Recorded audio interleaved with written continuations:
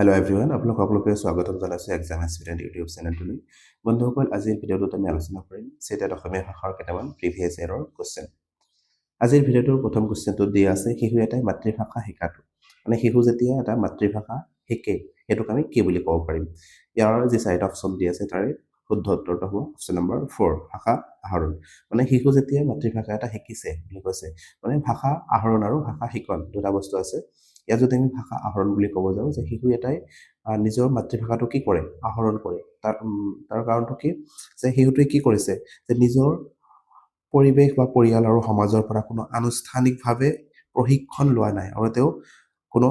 Grammar বা ব্যাকৰণ নোহোৱাকৈ কি কৰিছে, স্বাভাৱিকভাৱে ভাষাটো শিকিছে আৰু সেইকাৰণে আমি ইয়াক ভাষা আহৰণ বা লেংগুৱেজ ইকুইজেশ্যন বুলি ক'ব পাৰোঁ। আন এটা হৈছে ভাষা শিকন। ভাষা শিকন বুলি কোৱাৰ লগে লগে কি হ'ব, আমি নিৰ্দিষ্ট এটা নিয়মৰ মাজেৰে যেতিয়া আমি এটা ভাষা শিকিম বা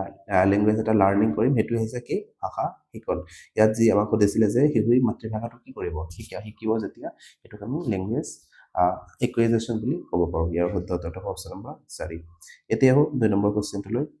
অৰ্থাৎ 122 নম্বৰ কুৱেশ্যনটোলৈ। 122 নম্বৰ কুৱেশ্যনটোত কি কৈছে, 122 নম্বৰ কুৱেশ্যনটোত কৈছে যে এগৰাকী সক্ৰিয় শ্ৰোতাই তলত দিয়া কোনটো লগে লগেই বুজি পাব পাৰে। মানে এক্টিভ লিচনাৰৰ কথা ইয়াতে কৈছে যে কোনোবা এজন যদি এক্টিভ লিচনাৰ বা সক্ৰিয় শ্ৰোতা থাকে, তেওঁ এই তলৰ যে চাৰিটা অপশ্যন দি আছে তাৰ ভিতৰত কোনটো তেওঁৰ ক্ষেত্ৰত শুদ্ধ হ'ব। ইয়াৰ প্ৰথম অপশ্যনটো দি আছে যে কৰ্তাজনে কি ক'বলৈ চেষ্টা কৰিছে, মানে সেইটো তেওঁ বুজি পাব। তাৰপিছত কৈছে আনজন ব্যক্তিয়ে কি কৈছে, মানে আনজন ব্যক্তিয়ে কি কৈছে সেইটো তেওঁ বুজিব, নে কৰ্তাজনে কি ক'বলৈ বিচাৰিছে সেইটো হ'ব। নে অপশ্যন নম্বৰ 4 দি আছে কথক বা কৰ্তাজনে কোৱাখিনিৰ আঁৰত থকা যুক্তি। ইয়াৰ যি অপশ্যন নম্বৰ 4 নম্বৰটো দি আছে এইটো ইয়াৰ শুদ্ধ উত্তৰ হ'ব। তাৰ কাৰণটো কি, মানে এজন এক্টিভ লিচনাৰ হ'বলৈ হ'লেতো কি কৰিব লাগিব, কোনোবা এজন বক্তাই যি কথাখিনি কৈছে তাৰ আঁৰত কিবা এটা কথা লুকাই আছে বা তেওঁ কিবা এটা ক'ব বিচাৰিছে, তাৰ আঁৰত এটা যি অৰ্থ থাকে সেই অৰ্থটো তেওঁ যেতিয়া বুজি পাব, তেতিয়াই তেওঁ কি হ'ব, এক্টিভ লিচনাৰ বা সক্ৰিয় শ্ৰোতা হিচাপে কি কৰিব পাৰিব, মানে বস্তুখিনি ধৰিব পাৰিব। এইটোৱে ইয়াৰ শুদ্ধ উত্তৰ হ'ব। এতিয়া নেক্সট কুৱেশ্যনটোলৈ 123 নম্বৰ কুৱেশ্যনটোত কি দিয়া আছে, শ্ৰেণীকোঠাত কবিতা পঢ়াৰ কাৰণে প্ৰথমে শিক্ষকজনে কবিতাটো পঢ়ি শুনালে আৰু তাৰ পাছত তেওঁ কিছুমান গোটত ছাত্ৰ ছাত্ৰীসকলক ভাগ কৰি দলীয় কাৰ্য কিছুমান কৰিবলৈ দিলে। এটা গোটেই কবিতাটোৰ বিষয়বস্তু লিখিব, আন এটা গোটেই কবিতাটোৰ মুখ্য চৰিত্ৰবোৰৰ ছবি আঁকিব আৰু আন এটা গোটেই কবিতাটোৰ সাৰাংশ লিখিব। শিক্ষকজনে এই কাৰ্যৰ উদ্দেশ্য হৈছে কি। মানে কি কৰিছে, শিক্ষকজনে প্ৰথমে এটা পাঠ পঢ়ি শুনাইছে ছাত্ৰ ছাত্ৰীসকলক আৰু তাৰপিছত তেওঁলোকক কিছুমান নিৰ্দিষ্ট গোটত ভাগ কৰি মানে বিভিন্ন গোটক বিভিন্ন ধৰণৰ কাম কৰিবলৈ দিছে। এইটো তলৰ যে চাৰিটা অপশ্যন দি আছে তাৰ ভিতৰত কোনটো ইয়াৰ ক্ষেত্ৰত শুদ্ধ হ'ব, ইয়াৰ উদ্দেশ্যটো কি হ'ব। ইয়াৰ যি প্ৰথম অপশ্যনটো দি আছে যে শ্ৰেণীকোঠাৰ সকলো ছাত্ৰ ছাত্ৰীক জড়িত কৰা, অকল ছাত্ৰ ছাত্ৰীসকলক ইয়াৰ ক্ষেত্ৰত জড়িত কৰাৰ কাৰণে এনেকুৱা কৰিছিল শিক্ষকজনে। যি অপশ্যন নম্বৰ 2 দি আছে শিকাৰৰ ভিন ভিন দক্ষতা আৰু ৰাপৰ প্ৰোৎসাহিত কৰা, আৰু যি অপশ্যন নম্বৰ 3 দি আছে ছাত্ৰ ছাত্ৰীবোৰক মূল্যায়নৰ কাৰণে প্ৰস্তুত কৰা, আৰু 4 নম্বৰটো দি আছে শিকাৰৰ মন আনফালে ঢাল খোৱা। ইয়াৰ যদি আমি চাব যাওঁ শুদ্ধ উত্তৰটো হ'ব অপশ্যন নম্বৰ 2। শিকাৰৰ বিভিন্ন ধৰণৰ দক্ষতা থাকে তেওঁলোকৰ মাজত আৰু সেই দক্ষতা বা ৰাপখিনি কি কৰিব লাগিব, প্ৰোৎসাহিত কৰিবৰ কাৰণে তেওঁ কি কৰিছে, এনেকুৱা ধৰণৰ মানে গোট কৰি তেওঁলোকক বিভিন্ন ধৰণৰ কাম দিছে। তাৰ কাৰণটো হৈছে কিছুমানৰ লিখাৰ প্ৰতি এটা মানে ধাউতি থাকিব পাৰে, আন কিছুমানৰ ছবি আঁকাৰ প্ৰতি বিভিন্ন ধৰণৰ ছবি আঁকাৰ প্ৰতি তেওঁলোকৰ ৰাপ থাকিব পাৰে, আৰু সেইকাৰণে কি কৰিছে শিক্ষকজনে তেওঁলোকক শিকাৰক কি কৰিছে, ভিন দক্ষতা আৰু ৰাপক এনেকে আমি কি কৰিলে তেওঁলোকে প্ৰোৎসাহিত হ'ব আৰু সেইকাৰণে তেওঁলোকে এইবোৰ কৰিবলৈ যত্ন কৰিব। এতিয়া নেক্সট কুৱেশ্যনটোলৈ 124 নম্বৰ কুৱেশ্যনটোত কি দি আছে, দ্বিতীয় ভাষাৰ শ্ৰেণীকোঠা এটাত সাধাৰণতে বিভিন্ন ভাষাৰ সমাৱেশ হয়। এনে শ্ৰেণীকোঠাত শিক্ষকে কি কৰা উচিত। ইয়াত ক'ব বিচাৰিছে যে যেতিয়া ছাত্ৰ ছাত্ৰীসকল সৰু থাকে বা সৰু ষ্টুডেণ্ট যেতিয়া আমাৰ ক্লাছত আহে বা দ্বিতীয় শ্ৰেণীৰ কথা কৈছে, সেই সময়ত সাধাৰণতে শিশুৱে কি কৰে, নিজৰ মাতৃভাষাটোৱে জৰিয়তে কি কৰে, বাৰ্তালাপ কৰিবলৈ চেষ্টা কৰে। মানে এনে শ্ৰেণীকোঠাত শিক্ষকজনে কি কৰাটো উচিত হ'ব। ইয়াৰ যি প্ৰথম অপশ্যনটো দি আছে যে আৱশ্যকীয় দক্ষতা বিকাশৰ কাৰণে এক সহজ পৰিৱেশ সৃষ্টি কৰা। অপশ্যন নম্বৰ 2 দি আছে পাঠসমূহৰ সাৰাংশ আৰু সহজ ৰূপৰ যোগান ধৰা। অপশ্যন নম্বৰ 3 দি আছে যথেষ্ট পৰিমাণৰ স্বেচ্ছা বিৱৰণমূলক টোকা দিয়া, আৰু অপশ্যন নম্বৰ 4 দি আছে যে পাঠ্যসূচী সামৰিব পৰাকৈ বিভিন্ন কাৰ্যত কিছুমান ৱৰ্কশ্বিট কৰিবলৈ দিয়ে। ইয়াত যদি আমি চাব যাওঁ, ইয়াত যি 4 নম্বৰ অপশ্যনটো দি আছে এইটো আমি এলিমিনেট কৰিব পাৰিম। তাৰ কাৰণ হৈছে কি, ইয়াত আমি অকল পাঠ্যসূচী মানে কমপ্লিট কৰিছোঁ নে নাই সেই ক্ষেত্ৰতে ৱৰ্কশ্বিট কৰিবলৈ দিছোঁ এনেকুৱা ধৰণৰ কোনো কথা নাই আমি তেওঁলোকক কি কৰিব লাগিব মানে ইয়াৰ যদি আমি চাব যাওঁ শুদ্ধ উত্তৰটো হ'ব অপশ্যন নম্বৰ 1 আৱশ্যকীয় দক্ষতাৰ বিকাশৰ কাৰণে এক সহজ পৰিৱেশ আমি তেওঁলোকক সৃষ্টি কৰিব লাগিব তেওঁলোকৰ কি আৱশ্যক হৈছে সেইমতে আমি তেওঁলোকক মানে দিবলৈ যত্ন কৰিব লাগিব ইয়াত যদি আমি ক'ব যাওঁ যে বহুভাষিক শ্ৰেণীকোঠা মানে যেতিয়া দ্বিতীয় শ্ৰেণীৰ এটা শ্ৰেণীকোঠা হ'ব সেই সময়ত কি হ'ব সেই শ্ৰেণীটোত বিভিন্ন ধৰণৰ মাতৃভাষাৰ লোক থাকিব পাৰে বা বহুভাষী মানে থাকিব পাৰে তাত আৰু সেইকাৰণে কোৱা হৈছে বহুভাষিক শ্ৰেণীকোঠাত ছাত্ৰ ছাত্ৰীসকলে যাতে কোনো ধৰণৰ মানসিক চাপ বা ভয় নোপোৱাকৈ কি কৰিব পাৰে দক্ষতা অৰ্জন কৰিব পাৰে আৰু তাৰ কাৰণে সহজ সৰল আৰু সহযোগী পৰিৱেশ গঢ়ি তোলাটো কি হৈছে শিক্ষকজনৰ প্ৰয়োজনীয় সেইকাৰণে ইয়াৰ শুদ্ধ উত্তৰটো হ'ব অপশ্যন নম্বৰ 1 এতিয়া আমি 125 নম্বৰ কুৱেশ্যনটোলৈ 125 নম্বৰ কুৱেশ্যনত কি দি আছে তুমি তোমাৰ ছাত্ৰ ছাত্ৰীবোৰক এটা পৰীক্ষা লওঁতে প্ৰশ্ন কাকতখন এনেকৈ প্ৰস্তুত কৰিছা যে সিহঁতে কাল অব্যয় প্ৰত্যয় বিশেষণ আদি সঠিককৈ প্ৰয়োগ কৰিব লগা হয় এই ক্ষেত্ৰত তুমি কোনটো পদ্ধতি বা অভিগমন ব্যৱহাৰ কৰিবা ইয়াৰ কি সুধিছে যে গ্ৰামাৰ এটা শিকাওঁতে বা কুৱেশ্যন পেপাৰ এটা কৰিছে কুৱেশ্যন পেপাৰ এটা কাটিছে আৰু সেই কুৱেশ্যন পেপাৰটোত মানে গ্ৰামাৰৰ বিভিন্ন বস্তু তাত সংমিশ্ৰণ কৰি কি কৰা হৈছে কুৱেশ্যন পেপাৰখন বনোৱা হৈছে এই ক্ষেত্ৰত শিক্ষকজনে কি কৰিছে কোনটো পদ্ধতিৰ ব্যৱহাৰ কৰিছে বুলি আমাক সুধিছে ইয়াত যদি আমি চাব যাওঁ যে চাৰিটা অপশ্যন দি আছে প্ৰথম অপশ্যনটোত দি আছে যে প্ৰত্যক্ষ বা আওপকীয়া ব্যাকৰণ পৰীক্ষা 2 নম্বৰত কৈছে মিশ্ৰিত ব্যাকৰণ কাৰ্য 3 নম্বৰত কৈছে সমন্বিত ব্যাকৰণ কাৰ্য আৰু 4 নম্বৰত কৈছে প্ৰত্যক্ষ বা পোনপটীয়া ব্যাকৰণ পৰীক্ষা ইয়াৰ কোনটো শুদ্ধ হ'ব ইয়াত যদি আমি চাব যাওঁ শুদ্ধ উত্তৰটো হ'ব অপশ্যন নম্বৰ 3 সমন্বিত ব্যাকৰণ পৰীক্ষা তাৰ কাৰণটো কি ইয়াত কোৱা গৈছে যে ইয়াত কোনো এটা সুকীয়া নিয়মৰ পৰীক্ষা লোৱা হোৱা নাই ইয়াত অকল এটা সুকীয়া নিয়মৰ পৰীক্ষা লোৱা হোৱা নাই ইয়াত সমন্বিতভাৱে ইন্টিগ্ৰেটেড গ্ৰামাৰ টেষ্ট এটা লোৱা হৈছে মানে ইয়াত কাল অব্যয় প্ৰত্যয় বিশেষণ আদি বিভিন্ন ধৰণৰ কি কৰিছে তাত সমন্বয় কৰি কুৱেশ্যন পেপাৰটো কাটিছে আৰু সেইকাৰণে ইয়াক আমি ক'ব পাৰি সমন্বিত ব্যাকৰণ পৰীক্ষা অকল এটা বিষয়ৰ মানে পৰীক্ষা নোলোৱাকৈ কি কৰিছে তেওঁ বিভিন্ন বিষয় সংমিশ্ৰণ কৰি তাৰ পৰীক্ষা লৈছে এতিয়া নেক্সট কুৱেশ্যনটোলৈ 126 নম্বৰ কুৱেশ্যনটো সুধিছে যে শিশুবোৰ আগবয়সত দেৱাল মজিয়া টোকা বহী আদিত আগবাগ কৰে ভাষা শিকনৰ এই স্তৰটোক কি বুলি জনা যায় মানে যেতিয়া শিশু থাকে সৰু অৱস্থা থাকে মানে ল'ৰা ছোৱালীখিনি সেই সময়ত কি কৰে তেওঁলোকে পেঞ্চিল হওক বা বিভিন্ন ধৰণৰ কলম হওক বা সেইবোৰেৰে কি কৰিব বিচাৰে দেৱাল বা টোকা বহী বা যিবোৰ যি থাকে মজিয়া থাকক ঘৰৰ তাত আগবাগ কৰিব খোজে আৰু সেই স্তৰটোক আমি কি বুলি জানো ইয়াৰ যি চাৰিটা অপশ্যন দি আছে প্ৰথম অপশ্যনটো দিয়া আছে কি উদ্গমী সাক্ষৰতা 2 নম্বৰটো দি আছে লিখন দক্ষতা 3 নম্বৰটো দি আছে গ্ৰাফিক বিকাশ আৰু 4 নম্বৰটো দি আছে আগবাগকৰণ ইয়াৰ শুদ্ধ উত্তৰটো হ'ব অপশ্যন নম্বৰ 1 উদীয়মান সাক্ষৰতা অৰ্থাৎ ইমাৰ্জেণ্ট লিটাৰেচি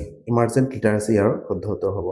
লিখন দক্ষতা তেওঁলোকৰ লিখন দক্ষতা হোৱা নাই তেওঁলোকৰ আৰু সেইকাৰণে আমি লিখন দক্ষতা বুলি ক'ব নোৱাৰো আৰু আগবাগকৰণ তেওঁলোকে যে আঁকিছে এইটোক আগবাগকৰণ বুলিও নকয় মানে তেওঁ লিখাৰ যিটো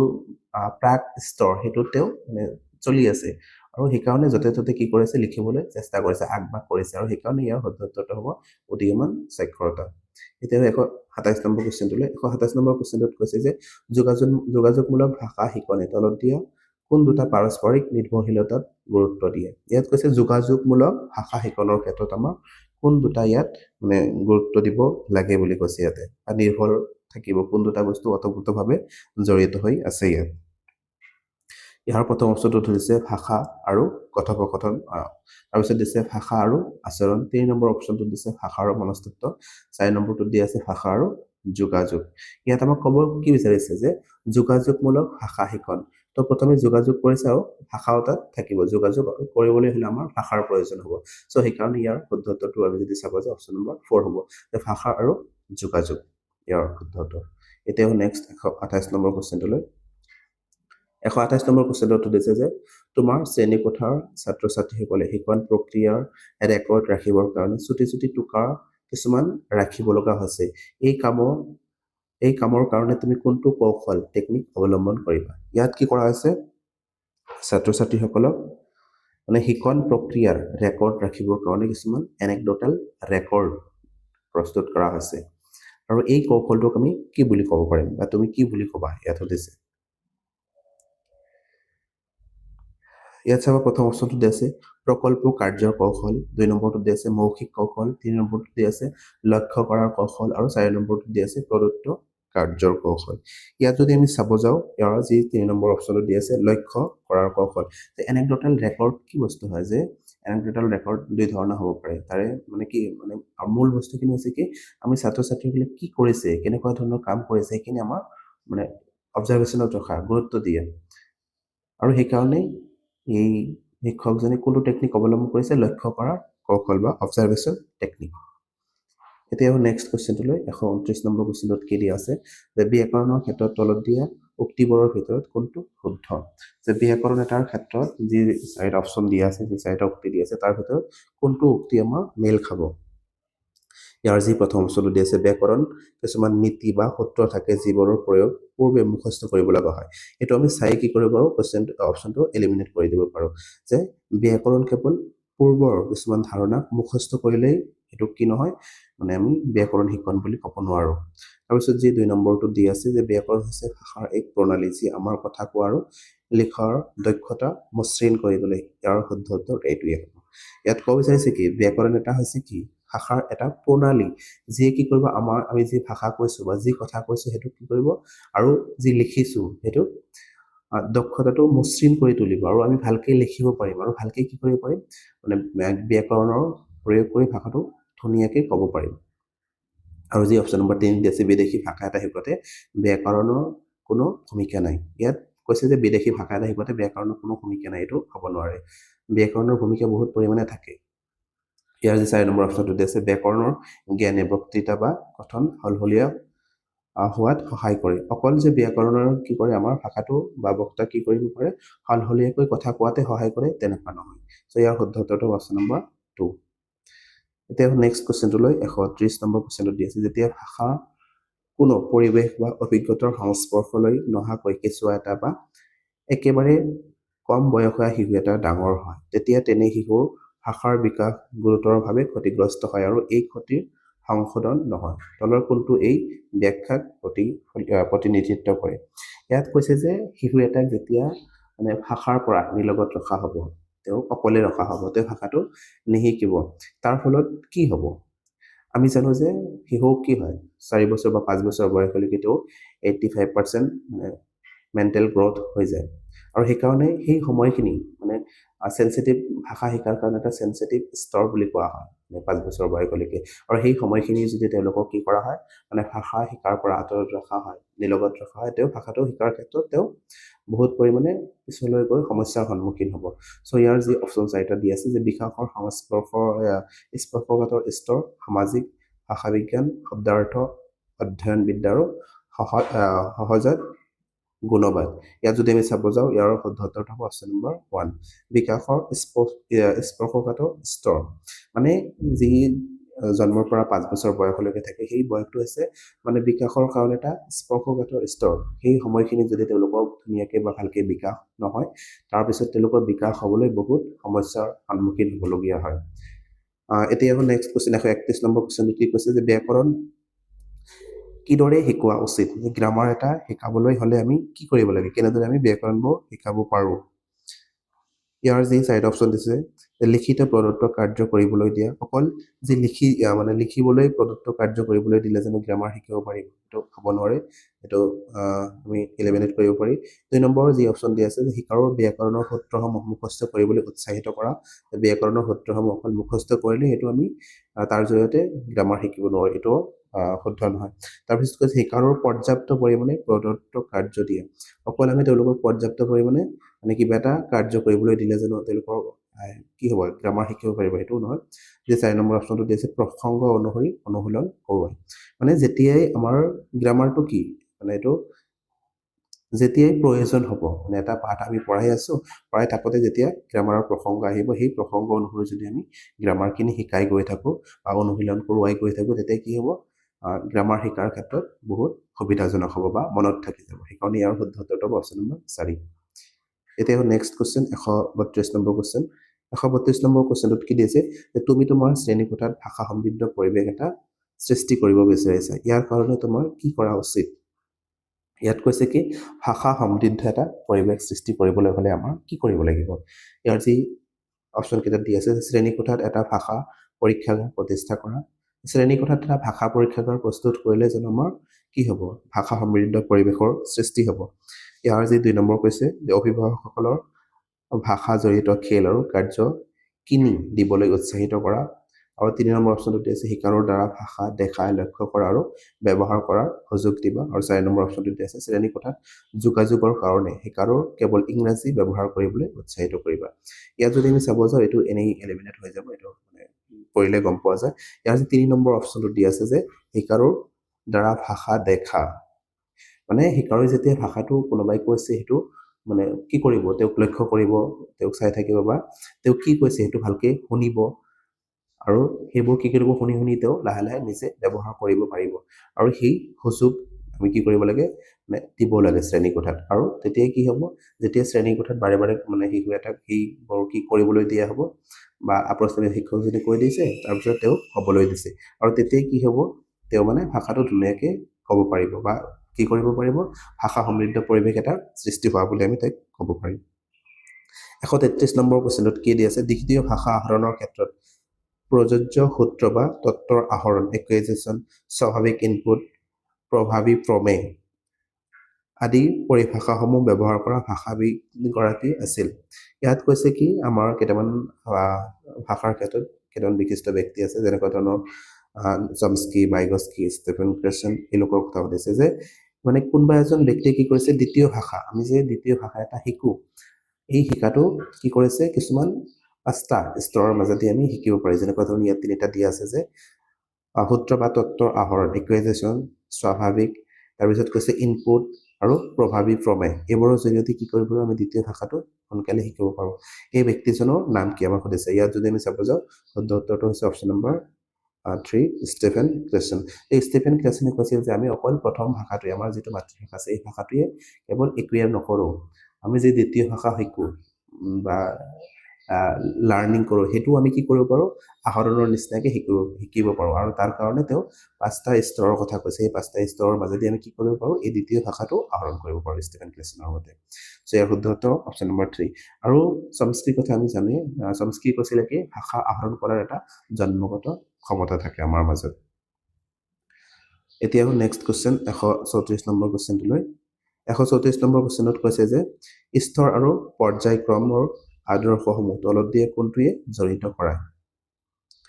স্তৰ আৰু পৰ্যায়ক্ৰমৰ কি কৈছে ইয়াতে আদৰ্শৰ কথা কৈছে আৰু তলত দিয়ে কোনটোৱে ইয়াক জড়িত কৰায় প্ৰথম অপশ্যনটো দিয়া আছে স্তৰীকৰণ 2 নম্বৰটো দিয়া আছে অভ্যাস গঠন 3 নম্বৰটো দিয়া আছে স্বাভাৱিক ধৰণটো অনুসৰণ কৰা আৰু 4 নম্বৰত কৈছে নিয়ন্ত্ৰিত শব্দ ভাণ্ডাৰ ইয়াৰ কোনটো শুদ্ধ উত্তৰ হ'ব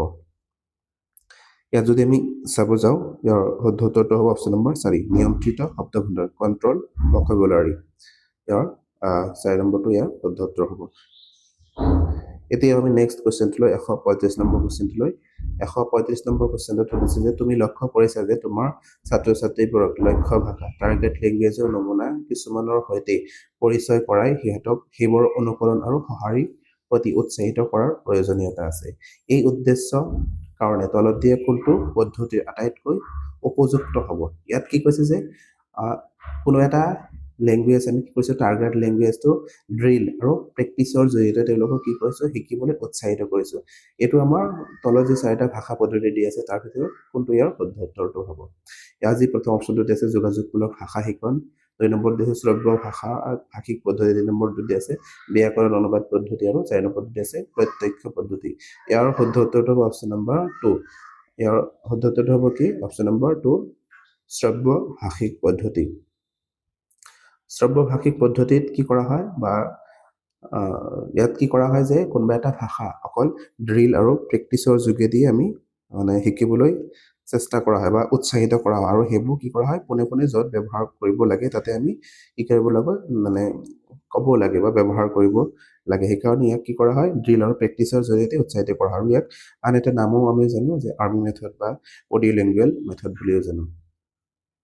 চ' বন্ধুসকল আজিৰ ভিডিঅ'টো শেষলৈ চোৱাৰ বাবে ধন্যবাদ